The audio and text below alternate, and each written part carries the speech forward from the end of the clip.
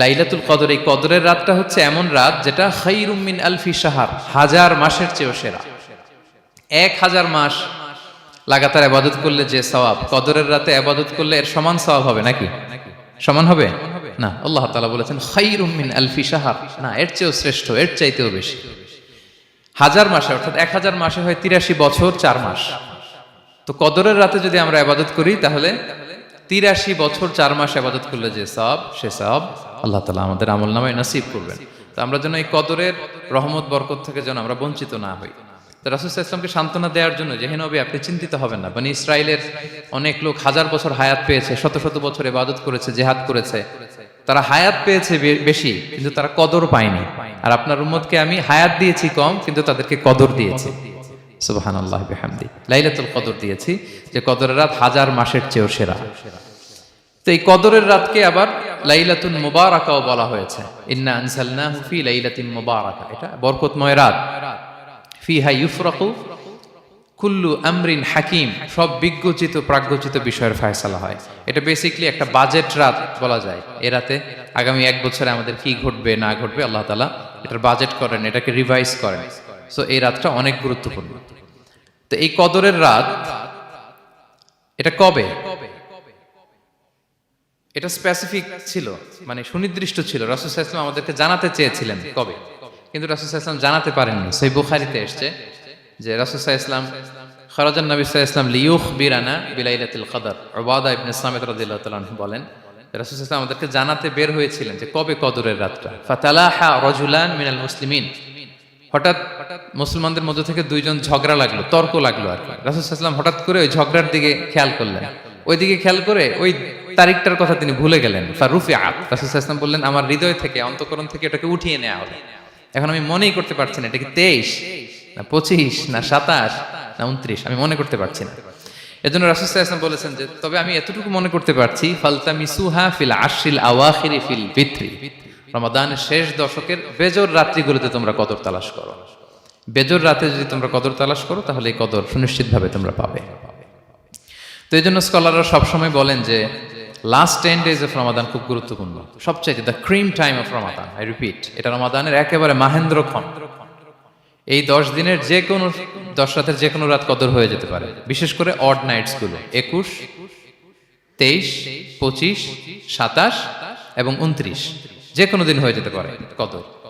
So বুদ্ধিমানের কাজ হচ্ছে আমরা যেন রমাদানের শেষ 10 রাতে লাগাতার একইভাবে একই স্পিডে আমরা যেন ইবাদত করি। কোনো রাতে বেশি করলাম, হয়তো 27-এর রাতে আমি খুব ভাব গাম্ভীর্য নিয়ে, খুব আবেগ নিয়ে ইবাদত করলাম, কিন্তু হয়ে যেতে পারে যে এবছর কদর ছিল 25-এর রাত, হতে পারে না? পারে। তো আমরা তো মিস করে ফেললাম। তো আমরা যেন মিস না করি। বুদ্ধিমানের কাজ হবে সমান তালে ইবাদত করা। এবং এটা এত গুরুত্বপূর্ণ, রাসূল সাল্লাল্লাহু আলাইহি ওয়াসাল্লাম এত এমফাসাইজ করে কোনো রাতের কথা বলেনি।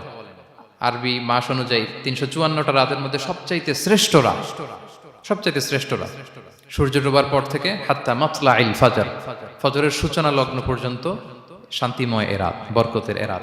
রাসূল সাল্লাল্লাহু আলাইহি ওয়াসাল্লাম বলেছেন, মান হুরিমা খায়রাহা ফাকাদ হুরিম, যে কদরের বরকত থেকে, খায়ের থেকে বঞ্চিত হলো সে আসলেই বঞ্চিত। হি ইজ দ্য লুজার, সে হতভাগা, সে পোড়া কপাল, সে বঞ্চিত।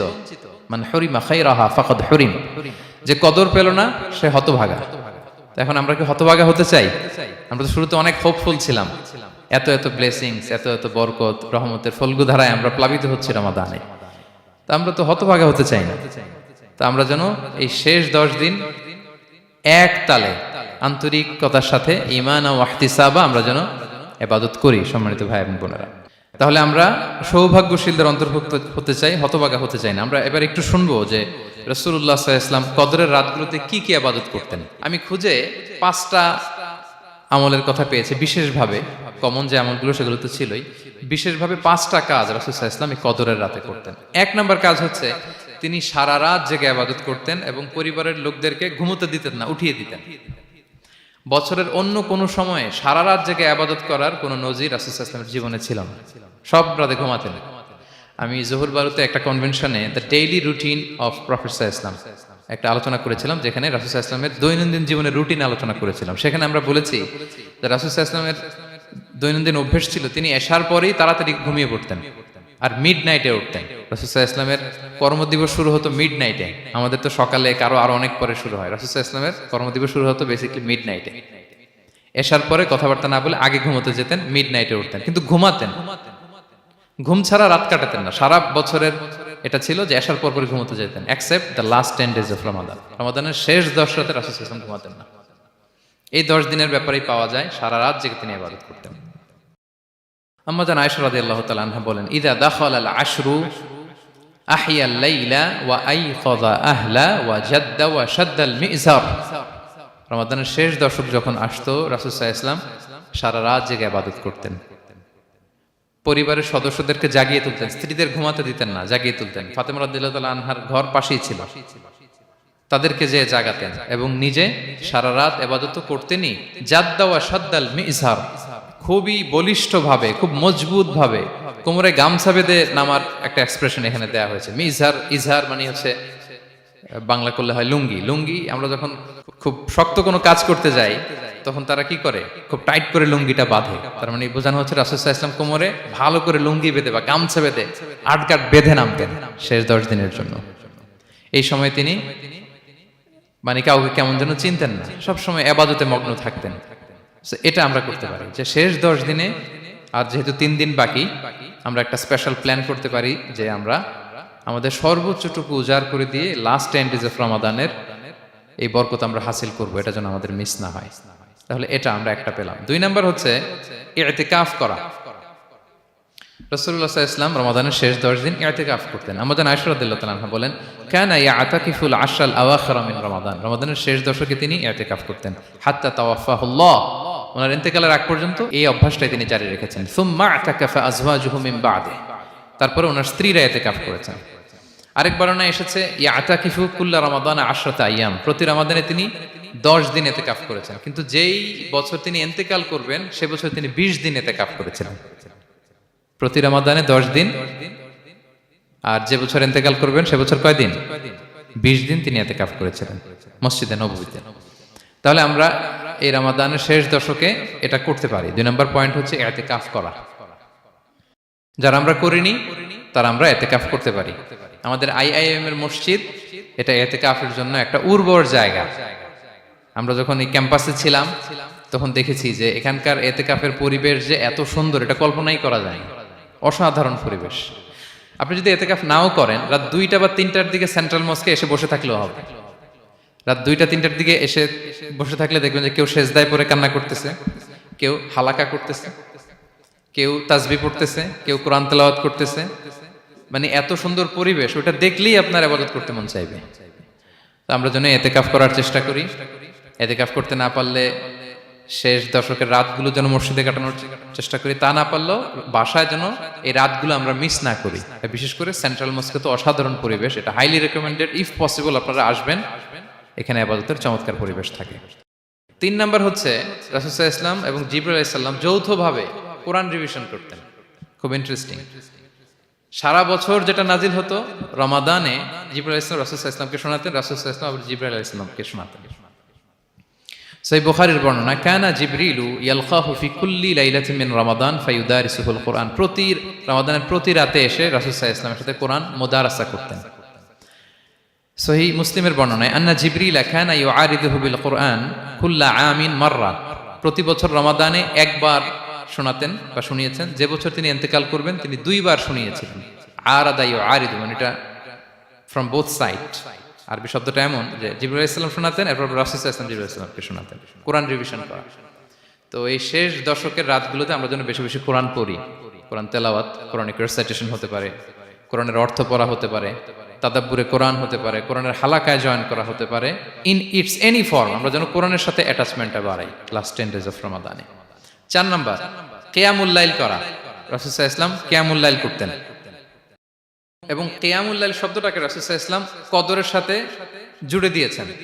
সহিহ বুখারীর বর্ণনায় তিনি বলেছেন, মান কামা লাইলাতাল কদরি ঈমানা ওয়া ইহতিসাবা গুফিরা লাহু মা তাকাদ্দামা মিন যামবি। কদরের রাতে যে কিয়ামুল লাইল করে বিশ্বাস নিয়ে এবং নাজাতের প্রত্যাশা নিয়ে, তার পূর্বের সমস্ত গুনাহ আল্লাহ তাআলা ক্ষমা করে দিবেন। তাহলে কিয়ামুল লাইলটা রাসূল সাল্লাল্লাহু আলাইহি ওয়াসাল্লাম বিশেষভাবে কদরের রাতের সাথে সম্পৃক্ত করেছেন। আমরা যেন প্রতি রাতে কিয়ামুল লাইল করি, লম্বা সময় যেন দাঁড়িয়ে থাকি, লম্বা সময় কোরআনিক রেসাইটেশন করি দাঁড়িয়ে থেকে, লম্বা সময় রুকু, লম্বা সময় সিজদা, স্পেশালি সিজদা। আখরাবু মা ইয়াকুনুল আবদু মির রাব্বিহি ওয়া হুয়া সাজিদ ফাআকসিরু ফিহি দুআ। বান্দা যখন সিজদায় থাকে আল্লাহ সবচেয়ে কাছে থাকে, তো আমরা তো আল্লাহর সবচেয়ে কাছে যেতে চাই এই ক্রিম টাইমটাতে, কি বলেন? আমরা যেন লম্বা সময় সিজদাতে থাকি। কিন্তু আমাদের অনেকের যেটা হয়, নামাজে তাড়াহুড়ো, অনেকের সব ব্যস্ততা যখন নামাজে দাঁড়াই এরকম হয়ে যায়। রাসূল সাল্লাল্লাহু আলাইহি ওয়াসাল্লামের সালাত যদি আমরা খেয়াল করি, বিশেষ করে কিয়ামুল লাইলে এত যে সুন্দর ছিল। আম্মাজান আয়েশা রাদিয়াল্লাহু তাআলা আনহাকে জিজ্ঞেস করা হয়েছিল যে, হে আম্মাজান, রাসূল সাল্লাল্লাহু আলাইহি ওয়াসাল্লামের কিয়ামুল লাইল কেমন ছিল, কিভাবে কিয়ামুল লাইল করতেন? তা আম্মাজান আয়েশা দেখেন ওনার এক্সপ্রেশনটা কত সুন্দর। তিনি বলেছেন, ফালা তাসআল আন হুসনিহিন্না ওয়া তুলিহিন্না। রাসূল সাল্লাল্লাহু আলাইহি ওয়াসাল্লামের কিয়াম যে কত সুন্দর ছিল, কত লম্বা ছিল, আমায় জিজ্ঞেস করো না, আমি বলতে পারবো না। আমরা অনেক সময় যখন খুব বেশি চমৎকার কিছু হয় তো আমরা কি বলি, ভাই এত সুন্দর ছিল, আমি বোঝাতে পারবো না।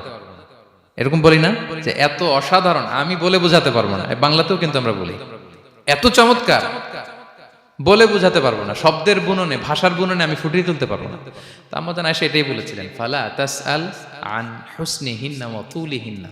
রাসূল সাল্লাল্লাহু আলাইহি ওয়াসাল্লামের রাতের নামাজ কিয়ামুল লাইল যে কত সুন্দর ছিল, কত দীর্ঘ ছিল, লম্বা ছিল, আমায় জিজ্ঞেস করো না, আমি বলে বোঝাতে পারবো না। সুবহানাল্লাহি ওয়া বিহামদি। আমরা যেন লম্বা সময় কিয়ামুল লাইল করি। আম্মাজান আয়েশা রাদিয়াল্লাহু তাআলা আনহা আরো বলেন, কানা ইয়াকুমু মিনাল লাইলি হাত্তা তাতাফাত্তারা কদামা।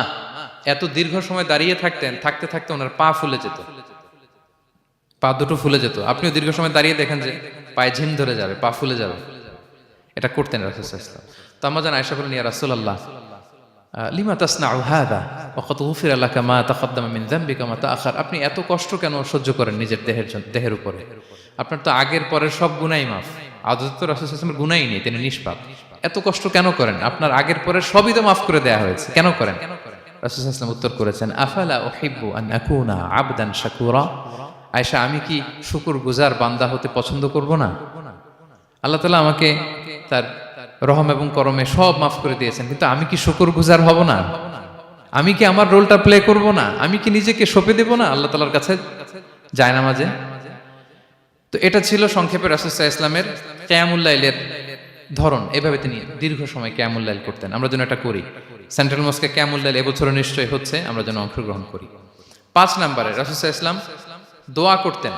এই কদরের রাতগুলোতে খুব বেশি বেশি দোয়া করতেন। দোয়া নিয়ে আমরা একটা জুমার খুতবা দিয়েছিলাম, সেখানে আমরা বলেছিলাম যে দোয়া হতে হবে খুব আন্তরিক দোয়া, রোবোটিক দোয়া যেন না হয়।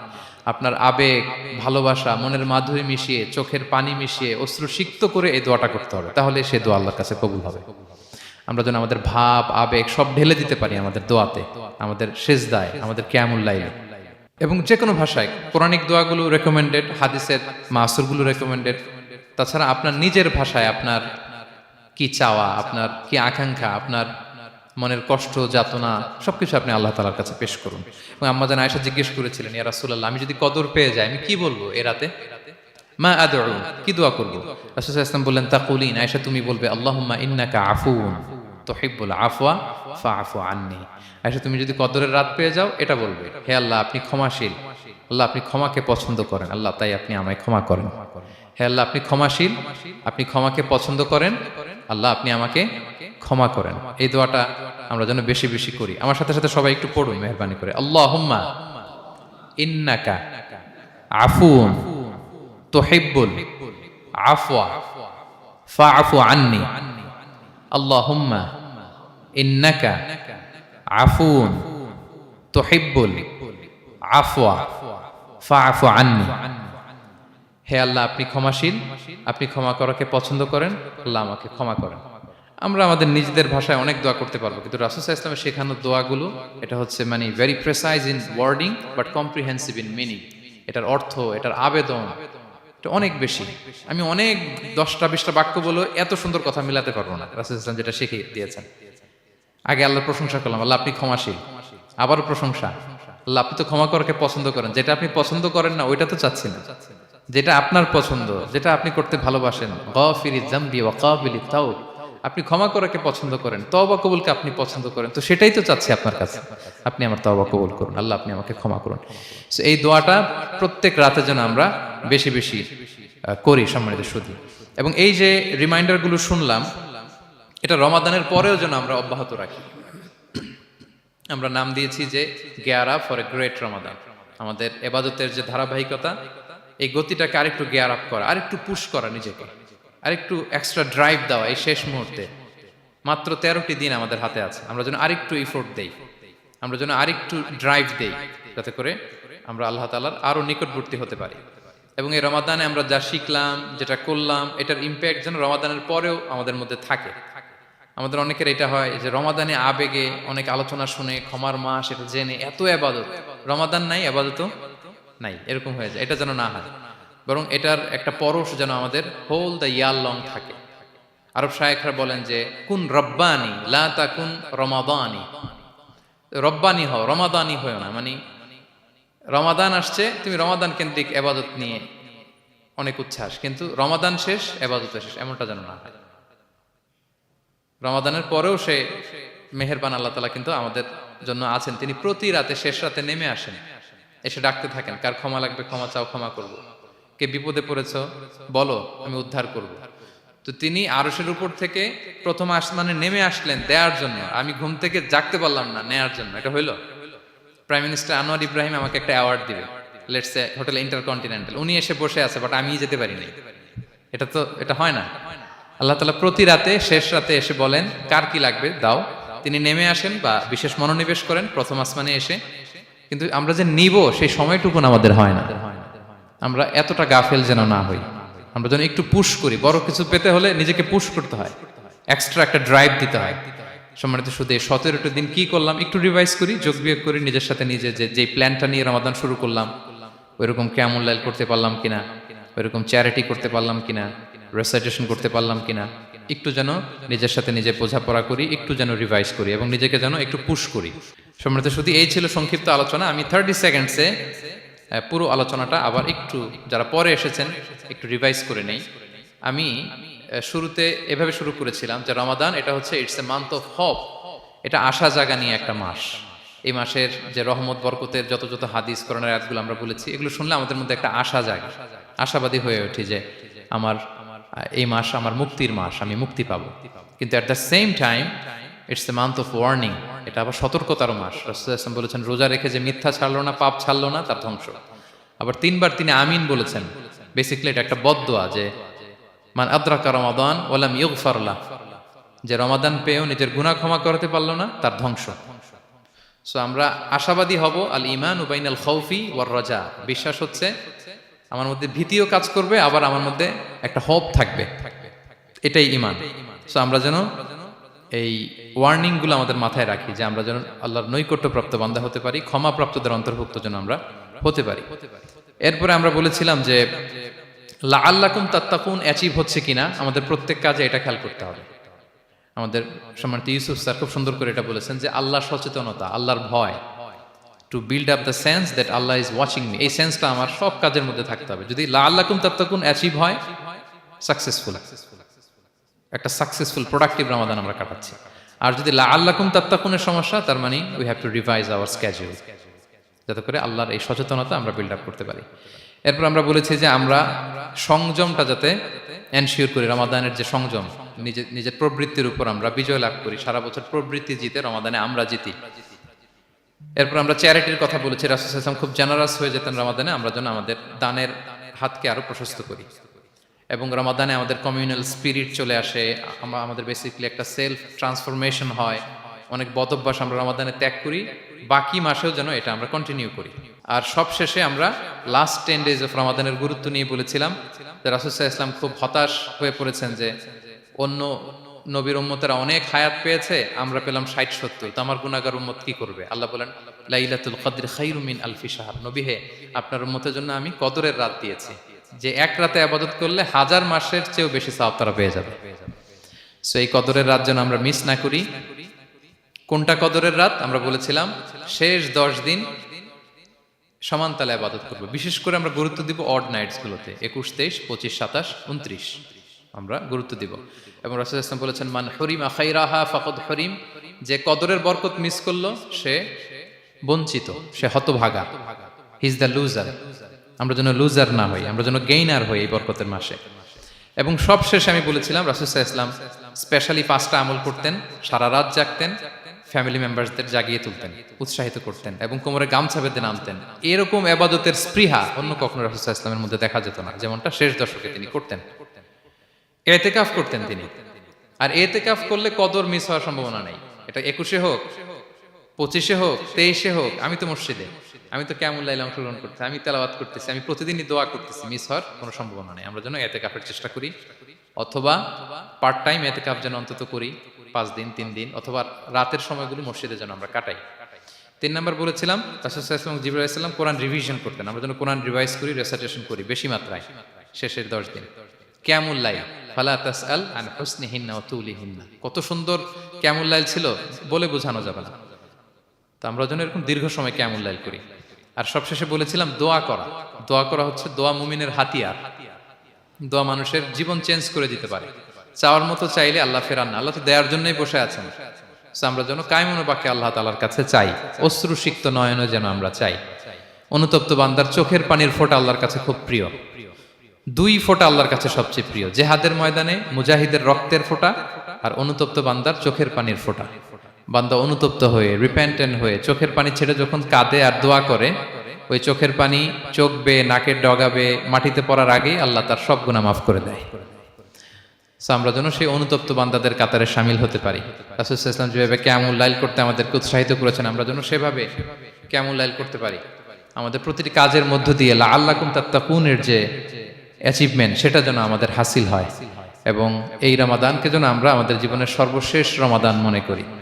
আমাদের চিফ ইমাম অফ সেন্ট্রাল মস্ক, ইমাম রমাদান সুবকি, নামাজের আগে একটা সুন্দর কথা বলেন যে perform this Salah as if this is your last and final prayer. এমনভাবে নামাজে দাঁড়াও, মনে করো এটাই হতে পারে জীবনের শেষ নামাজ। রাসূল সাল্লাল্লাহু আলাইহি ওয়াসাল্লাম এটাই বলেছেন। সো আমরা বিগত বছরগুলোতে আমাদের অনেক প্রিয়জনদের হারিয়েছি এই কোভিডের কারণে।